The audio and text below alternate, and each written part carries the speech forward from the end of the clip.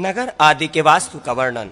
भगवान महेश्वर कहते हैं, कार्तिकेय, अब मैं राज्यादि की अभिवृद्धि के लिए नगर वास्तु का वर्णन करता हूं। नगर निर्माण के लिए 1 योजन या आधी योजन भूमि ग्रहण करें।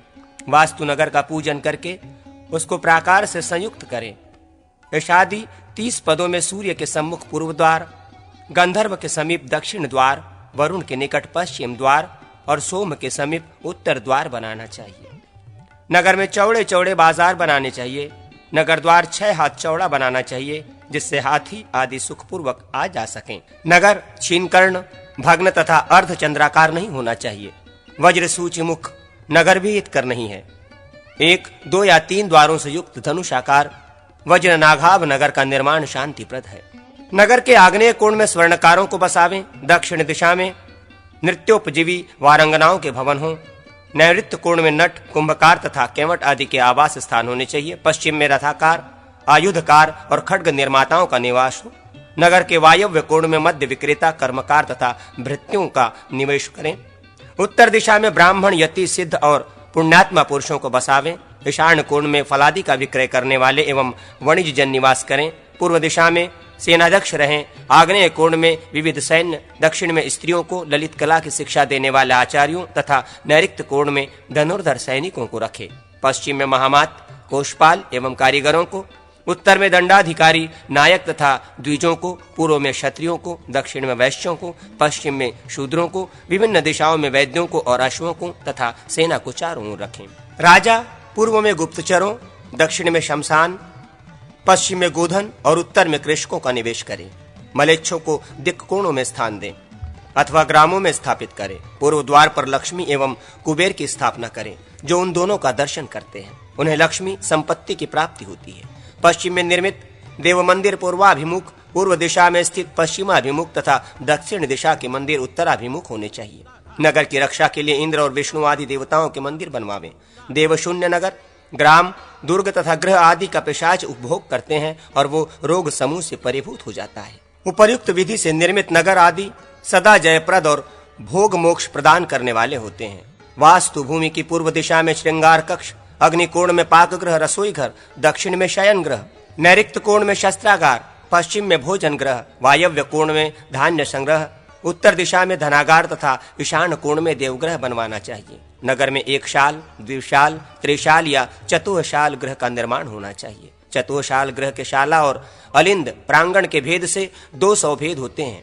उनमें भी चतुशाल गृह के 55, त्रिशाल गृह के 4 और द्विशाल के 5 भेद होते हैं। 1 शाल गृह के 4 भेद हैं। अब मैं अलिंद युक्त ग्रह के विषय में बतलाता हूँ, सुनिए।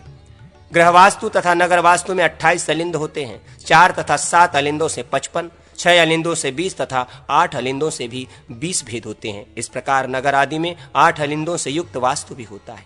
भुवन कोश, पृथ्वी द्वीप आदि तथा स्वयंभू सर्ग का वर्णन। अग्निदेव कहते हैं, वशिष्ठ, अब मैं भुवन कोश तथा पृथ्वी एवं द्वीप आदि के लक्षणों का वर्णन करूंगा। आग्निद्र, अग्निबाहु व पुष्पान, द्युतिमान, मेघा, मेघातिथि, भव्य, सवन और क्षय ये प्रियव्रत के पुत्र थे। उनका 10वां यथार्थ नामा पुत्र ज्योतिष्मान था। प्रियव्रत के पुत्र विश्व में विख्यात थे। पिता ने उनको 7 द्वीप प्रदान किए। आग्निद्र को जम्बूद्वीप एवं मेघातिथि को लक्षद्वीप दिया। वह पुष्पान को शाल्मिली द्वीप, ज्योतिष्मान को कुशद्वीप, द्वितीमान को क्रौंच द्वीप तथा भव्य को शाप द्वीप में अभिवक्षित किया। सवन को पुष्कर द्वीप प्रदान किया। शेष 3 को कोई स्वतंत्र द्वीप नहीं मिला। आग्निद्र ने अपने पुत्रों में लाखों योजन विशाल जम्बूद्वीप को इस प्रकार विभाजित कर दिया। नाभि को हिमवर्ष, आधुनिक भारतवर्ष प्रदान किया। किम पुरुष को हेमकुट वर्ष, हरिवर्ष को नैषध वर्ष, एलावृत को मध्य भाग में मेरु पर्वत से युक्त एलावृत वर्ष, रम्यक को नीलाचल से आश्रित रम्यक वर्ष, हिरण्यवान को श्वेत वर्ष एवं कुरु को उत्तर कुश वर्ष दिया। उन्हें भद्रवाक्ष को भद्रावर्ष तथा केतुमाल को मेरु पर्वत के पश्चिम में स्थित केतुमाल वर्ष का शासन प्रदान किया। महाराज प्रियव्रत अपने पुत्रों को उपर्युक्त द्वीपों में अभिषिक्त करके वन में चले गए। वे नरेश शालग्राम क्षेत्र में तपस्या करके विष्णुलोक को प्राप्त हुए। मुनिश्रेष्ठ, किम पुरुषादि जो 8 वर्ष हैं, उनमें सुख की बहुलता है और बिना यत्न के स्वभाव से ही समस्त भोग सिद्धियां प्राप्त हो जाती हैं। उनमें जरा मृत्यु आदि का कोई भय नहीं है और न धर्म अधर्म अथवा उत्तम मध्यम और अधम आदि का ही भेद है। वहां सब समान है। वहां कभी युग परिवर्तन नहीं होता। हिमवर्ष के शासक नाभि की मेरु देवी से ऋषभदेव पुत्र रूप में उत्पन्न हुए। ऋषभ के पुत्र भरत हुए।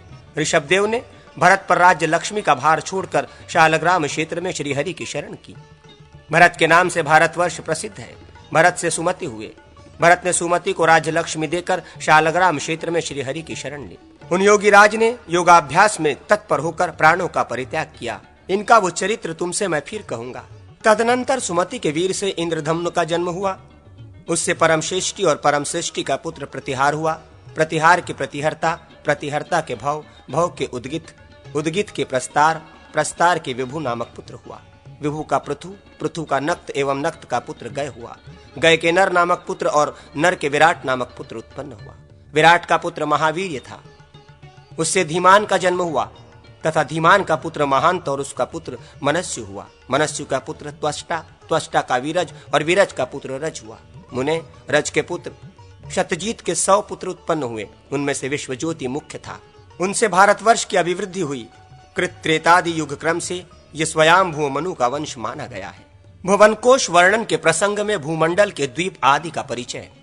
अग्निदेव कहते हैं वशिष्ठ, जम्बू, प्लक्ष, महान, शालमिली, कुश, क्रौंच, शाक और 7वां पुष्कर, ये 7 द्वीप चारों ओर से खारे जल, इक्षुरस, मदिरा, धृत, दधि, दुग्ध और मीठे जल के 7 समुद्रों से घिरे हुए हैं। जम्बूद्वीप उन सब द्वीपों के मध्य में स्थित है और उसके भी बीचों बीच में मेरु पर्वत सीना ताने खड़ा है। उसका विस्तार 84,000 योजन है और ये पर्वतराज 16,000 योजन पृथ्वी में घुसा हुआ है। ऊपरी भाग में इसका विस्तार 32,000 योजन है।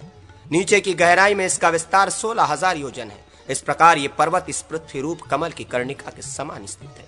इसके दक्षिण में हिमवान, हेमकूट और निषद तथा उत्तर में नील, श्वेत और श्रृंगी नामक वर्ष पर्वत है। इसके बीच के 2 पर्वत निषद और नील 1-1 लाख योजन तक फैले हुए हैं। दूसरे पर्वत उनसे 10-10 हजार योजन कम है। वे सभी 2-2 सहस्र योजन ऊंचे और इतने ही चौड़े हैं। द्विजश्रेष्ठ, मेरु पर्वत के दक्षिण की ओर पहला वर्ष भारत वर्ष है और दूसरा किम पुरुष वर्ष और तीसरा हरि वर्ष माना जाता है। उत्तर की ओर रम्यक, हिरण्यमय और उत्तर कुरु वर्ष है जो भारत वर्ष के ही समान है। मुनि प्रवर, इनमें से प्रत्येक का विस्तार 9-9 हजार योजन है तथा इन सब के बीच में इलाव्रत वर्ष है जिसमें सुवर्णमय संवेरी पर्वत खड़ा है। महाभाग इलावत वर्ष सुमेरु के चारों ओर 9,000 योजन तक फैला हुआ है। इसके चारों ओर 4 पर्वत हैं। ये चारों पर्वत मानो सुमेरु को धारण करने वाले ईश्वर निर्मित आधार स्तंभ हो। इनमें से मंदराचल पूर्व में, गंधमादन दक्षिण में, विपुल पश्चिम में, पार्श्व में और सुपार्श्व में उत्तर में है। ये सभी पर्वत 10-10 हजार योजन विस्तृत हैं। इन पर्वतों पर 1100 योजन विस्तृत कदम, जम्बू, पीपल और वट के वृक्ष हैं जो इन पर्वतों की पताकाओं के समान प्रतीत होते हैं। इनमें से जम्बू वृक्ष ही जम्बूद्वीप के नाम का कारण है। उस जम्बू वृक्ष के फल हाथी के समान विशाल और मोटे होते हैं। इसके रस से जम्बू नदी प्रवाहित होती है। इसी से परम उत्तम जाम्बू नद सुवर्ण का प्रादुर्भाव होता है। मेरु के पूर्व में भाद्रवाक्ष वर्ष और पश्चिम में केतुमाल वर्ष है। इसी प्रकार इसके पूर्व की ओर चैत्ररथ, दक्षिण की ओर गंधमादन, पश्चिम की ओर वैभाज्र और उत्तर की ओर नंदन नामक वन है। इसी तरह पूर्व आदि दिशाओं में अरुणोद, महाभ्रद, शीतोद और मानस ये 4 सरोवर हैं। सितांब तथा चक्रमुंज आदि भूपद्म की कर्णिका रूप मेरु के पूर्व दिशावर्ती केसर स्थानीय अचल है। दक्षिण में त्रिकूट आदि, पश्चिम में शिखिवास प्रभृति और उत्तर दिशा में शंखकूट आदि ये केसराचल हैं। सुमेरु पर्वत के ऊपर ब्रह्मा जी की पुरी है। उसका विस्तार 14,000 योजन है। ब्रह्मापुरी के चारों ओर सभी दिशाओं में इंद्रादि लोकपालों के नगर हैं। इसी ब्रह्मपुरी से श्री विष्णु के चरण कमल से निकली हुई गंगा नदी चंद्रमंडल को आप्लावित करती हुई स्वर्गलोक से नीचे उतरती है।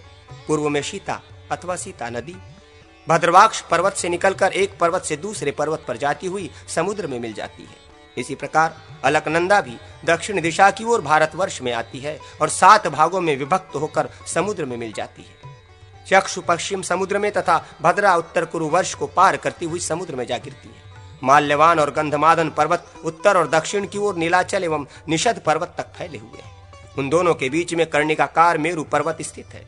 मर्यादा पर्वतों के बहिर्भाग में स्थित भारत, केतुमाल, भद्रवाक्ष और उत्तर कुरुवर्ष इस लोक पद्म के दल हैं। जठर और देवकुट ये दोनों मर्यादा पर्वत हैं। ये उत्तर और दक्षिण की ओर नील तथा निषद पर्वत तक फैले हुए हैं। पूर्व और पश्चिम की ओर विस्तृत गंधमादन एवं कैलाश ये दो पर्वत 80,000 योजन विस्तृत हैं। पूर्व के समान मेरु के पश्चिम की ओर भी निषद और पारियात्र नामक दो मर्यादा पर्वत हैं, जो अपने मूल भाग से समुद्र के भीतर तक प्रविष्ट हैं। उत्तर की ओर त्रिशिंग और रुधिर नामक वर्ष पर्वत हैं। ये दोनों पूर्व और पश्चिम की ओर समुद्र के गर्भ में व्यवस्थित हैं। इस प्रकार जठर आदि मर्यादा पर्वत मेरु के चारों ओर सुशोभित होते हैं। ऋषि प्रवर, केसर पर्वतों के मध्य में जो श्रेणियां हैं, उनमें लक्ष्मी, विष्णु, अग्नि तथा सूर्य आदि देवताओं के नगर हैं। ये भौम होते हुए भी स्वर्ग के समान हैं। इनमें पापात्मा पुरुषों का प्रवेश नहीं हो पाता। श्री विष्णु भगवान भाद्रवाक्ष वर्ष में, हयग्रीव के रूप से केतुमाल वर्ष में, वराह रूप से भारत वर्ष में, कुर्मकर्म के रूप में तथा उत्तर कुरु वर्ष में मत्स्य के रूप से निवास करते हैं। भगवान श्रीहरि विश्व रूप से सर्वत्र पूजित होते हैं। किम पुरुष आदि 8 वर्षों में क्षुधा, भय तथा शोक आदि कुछ भी नहीं होता। उनमें प्रजाजन 24,000 वर्ष तक रोग शोक रहित होकर जीवन व्यतीत करते हैं। उनमें कृत त्रेता आदि युगों की कल्पना नहीं होती, न उनमें कभी वर्षा ही होती है। उनमें केवल पार्थिव जल रहा है। इन सभी वर्षों में 7 कुलाचल पर्वत है और उनसे निकली हुई सैकड़ों तीर्थ रूपा नदियां हैं। अब मैं भारत वर्ष में जो तीर्थ हैं, उनका तुम्हारे सम्मुख वर्णन करता हूं।